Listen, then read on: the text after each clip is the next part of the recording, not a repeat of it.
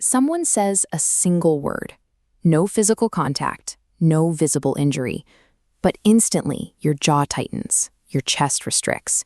You replay the moment for the next hour, or sometimes the entire day. How can a sound formed by a few ordinary letters carry so much emotional force? Staying calm does not mean accepting disrespect. It means choosing your response before your nervous system chooses it for you. To stop another person's language from controlling your mood, we have to dissect exactly where a curse word gets its power. If we place a neutral word and a censored word on this scale, we see that a curse word has zero power entirely on its own. Its emotional weight is borrowed. From childhood, societies do not treat all words equally. We attach strict punishments, severe embarrassment, and moral judgments to very specific phonetic sounds. This accumulation of social risk inflates the value of the word. Psychologists call this the taboo premium. Money is only paper. A national flag is only fabric. Human beings respond to the meaning assigned to the object, not the material itself. Words work the exact same way. Society loads the word with explosive potential, but it is the immediate context that pulls the trigger. Your rational mind can say it is just language, but your body reacts with a sudden spike in physiological arousal, as if under physical attack. This happens because of conditioning. Your body remembers patterns: an angry voice from childhood, humiliation in front of classmates, profanity appearing just before aggression. The current word may be new, but the emotional association is old. In a fraction of a second, your brain evaluates the tone, the volume, who is watching, and whether the speaker has authority over you. It is rapidly calculating. Am I losing status? Am I being degraded? This diagram shows the exact route that evaluation takes. You are not processing vocabulary.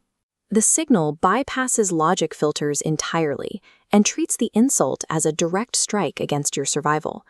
The intense emotional pain you feel is a reaction to what those letters appear to say about your dignity and position in the room. Here is a distinction that immediately lowers unnecessary conflict.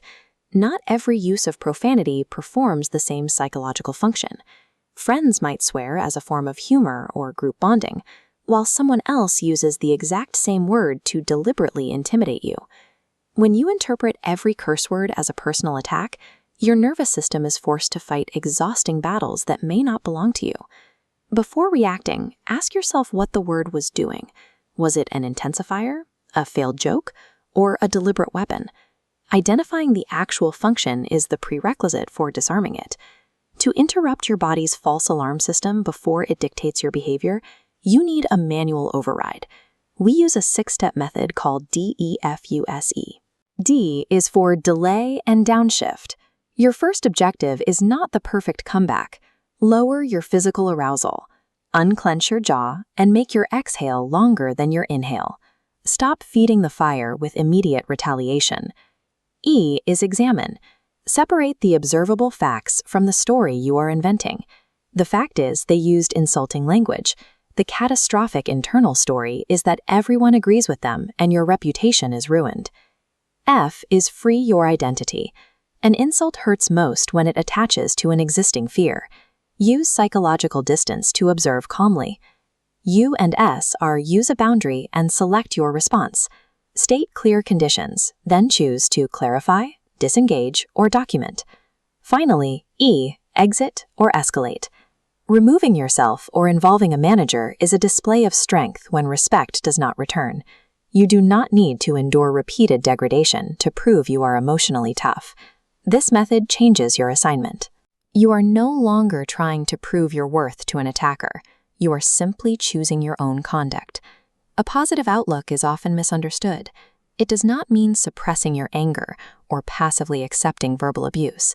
Healthy positivity is honest.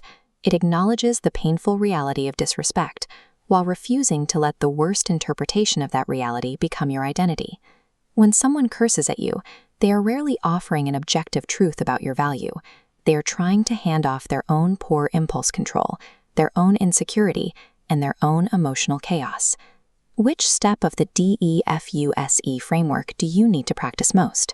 Is it calming the first reaction, freeing your identity, or setting the boundary afterward?